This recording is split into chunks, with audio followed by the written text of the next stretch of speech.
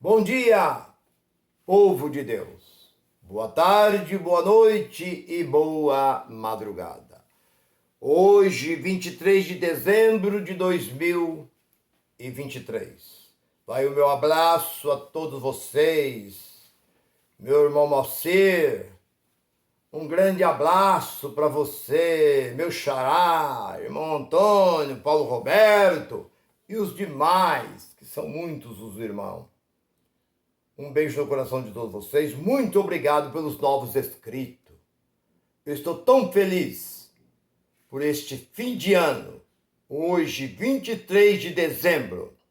Como disse Samuel, até que nos ajudou o Senhor. E muito mais o Senhor nos ajudará. Porque não desampararás aquele que está nele. Nós estamos em Deus. Ele é tudo em nossa vida.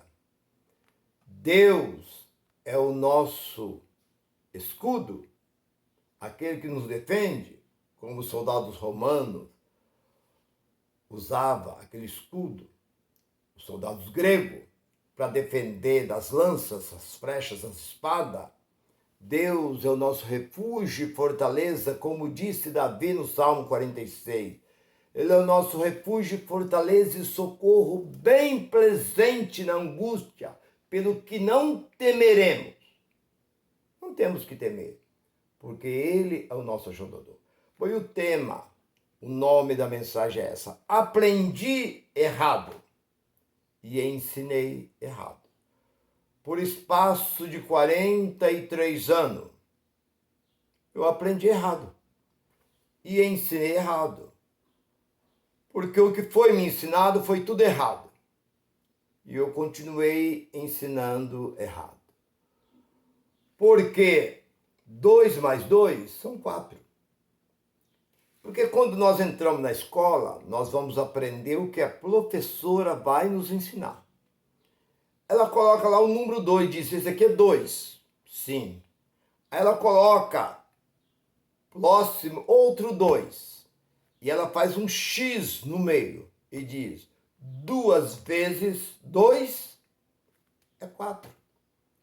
Mas se ela disser que 2 mais 2 são 10, ou são 20, ou são 50, nós não sabemos nada. Entramos na escola. Quando eu entrei a primeira vez na escola, a professora me deu um lápis. Naquele tempo não se escrevia com caneta, era lápis. Eu enchi várias folhas de bolinha. Ia fazendo bolinha, bolinha, bolinha, bolinha, bolinha.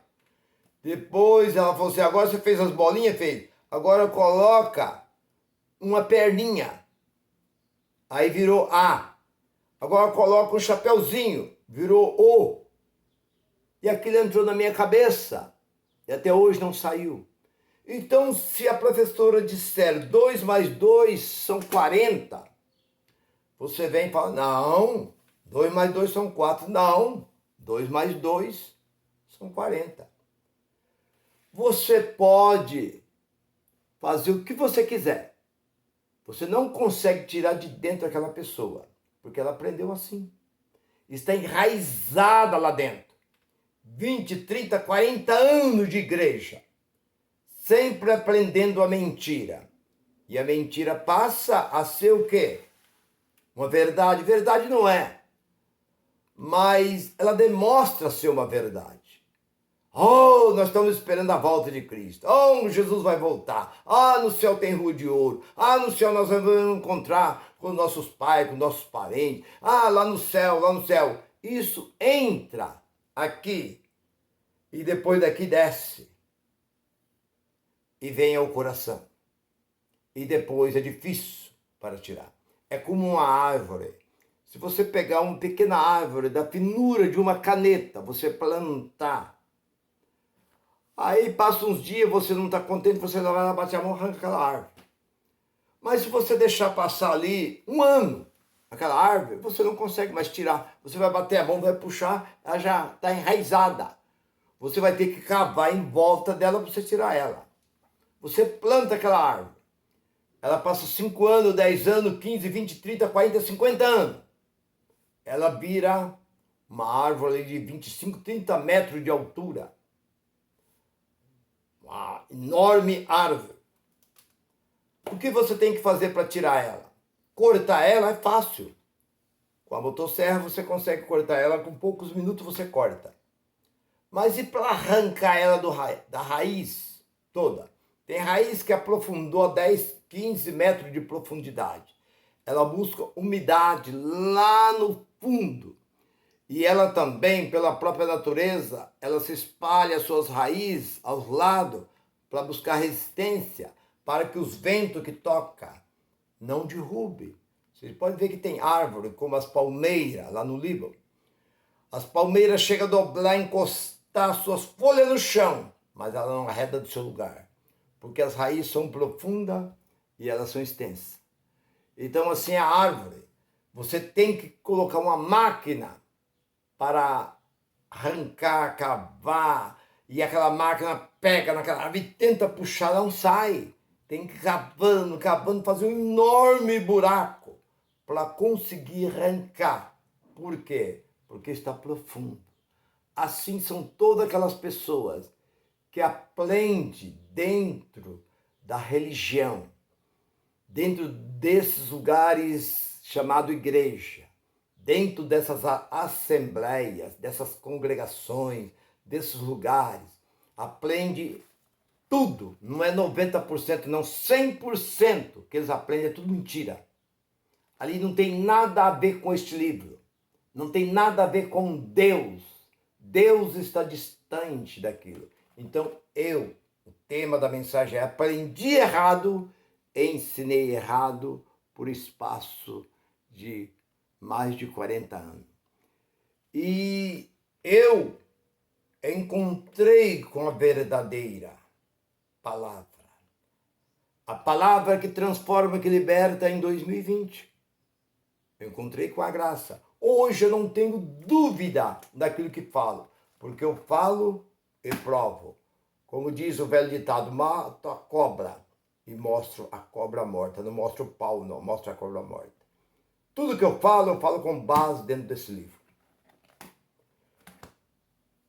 Então, meu irmão, vem comigo. Eu quero propor para vocês uma ilustração que eu aprendi uma vez, há muito tempo atrás, há quase 30 anos atrás. Eu vi essa ilustração. Diz que um casal,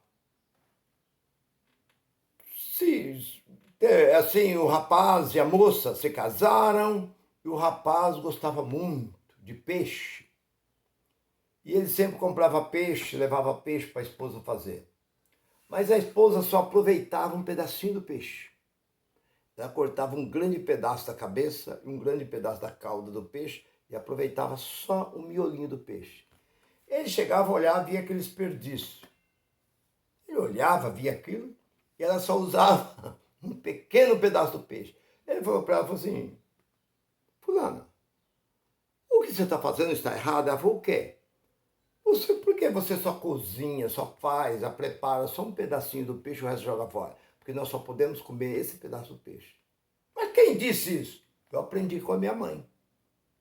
Bom, aprendeu com a sua mãe? Minha mãe ensinou que nós só devemos comer esse pedaço do peixe. A outra parte, jogamos fora. Bom, vamos falar com a sua mãe. Chegou lá, foi falar com a sogra. A sogra diz: olha, eu aprendi com a minha mãe que nós devemos comer só esse pedaço do peixe. Bom, então vamos falar com a sua avó. Foi falar com a avó diz: eu aprendi com a minha mãe que devemos comer só esse pedaço, os outros não se jogam fora, só aproveitamos esse pedaço do peixe. Então vamos falar com a sua bisavó. Foi falar com a bisavó e diz: eu só uso esse pedaço de peixe porque aprendi com a minha mãe que só esse pedaço de peixe devemos usar. Então vamos falar com a sua tataravó. Veja bem, já estava na 5 gerações. Escuta, por que não podemos comer essa parte, né, essa outra parte da cauda nem da cabeça, só esse pedacinho do peixe? Aí ela diz: sabe, eu era assim que eu casei, naquele tempo, há mais de 100 e tantos anos atrás. Eu era muito pobre. eu tinha uma pequena panelinha. Então o meu marido trazia aqueles peixes, eu cortava só aquele pedacinho que cabia. Naquele tempo nós não tínhamos como guardar o peixe, não tinha como geladeira, não tinha como guardar, então eu cortava só aquele pedacinho que cabia e colocava na panela. Os outros eu jogava fora. Ainda que o peixe fosse grande, eu cortava só aquele pedacinho e jogava fora. Mas então, sim, podemos comer o peixe todo. Mas eu fazia isso porque a minha panela não era uma panela suficiente para caber todo o peixe. Ah, então a senhora passou. Minha filha ficava sempre perto de mim e via eu fazer aquilo, a outra filha veio vindo até que 5 gerações se passou. Até que ele voltou e falou assim: você entendeu o porquê? Quer dizer, começou lá atrás o errado. E a pessoa nem procurou saber, mas esse rapaz, esse moço que casou, despertou uma curiosidade nele, em querer saber o porquê, qual a razão que não podia comer uma certa parte da cauda e outra parte da cabeça, só aquele pedacinho pequeno. E ele foi e descobriu que era porque a panela, lá de mais de 100 e tantos anos atrás, só cabia um pedacinho do peixe. Então aí foi tirado o véu que estava sobre os seus olhos. A sua mente foi iluminada, foi aberta. E ele passou a entender que o peixe poderia comer todo o peixe. Até a cabeça do peixe, tudo o peixe poderia comer. Por quê? Porque ele foi em busca do conhecimento. E Deus disse, o meu povo, Oséias 4:6, o meu povo erra por falta do quê? Por que eles erram? Por falta de sabedoria? Por que eles erram? Por falta de conhecimento. E Jesus diz, errai por não conhecer. Mateus 22:29. Errai por não conhecer. Então é necessário nós conhecer, buscar conhecimento. Você está dentro de uma denominação que uma vez por mês te dá pão com suco. Aí você diz assim, hoje eu tenho que estar na igreja. Hoje é um dia que eu não posso faltar na igreja. Hoje é o dia da ceia. O que é ceia, meu irmão? Ceia, você está lá há tanto tempo. Ceia é janta. Dia de santa janta. Onde essa Bíblia fala de ceia? Isso é apenas as editoras que publicaram, mas pega desde Moisés até Zacarias. Onde você encontra a palavra ceia? Essa palavra ceia apareceu aonde? Essa palavra ceia começou a aparecer. Que apareceu essa palavra ceia foi em Corinto. Corinto fazia uma festa para o povo pobre daquela cidade, Águida. Festa do amor. E era uma ceia, era um jantar. E Paulo então começa a explicar sobre essa festa, essa ceia. E aí a editora fez essa confusão. Eles colocam Última Páscoa e Santa Ceia. Os dois juntos, mas não existe Santa Ceia. Existe janta. Primeiro Jesus, capítulo 26, 22, 14 de Marcos, 22 de Lucas, 26 de Mateus. Você vai encontrar Jesus primeiro sentou na mesa e jantou com os apóstolos. E depois ele repartiu o pão, simbolizando a Páscoa. Então você aprendeu errado, você ensina errado.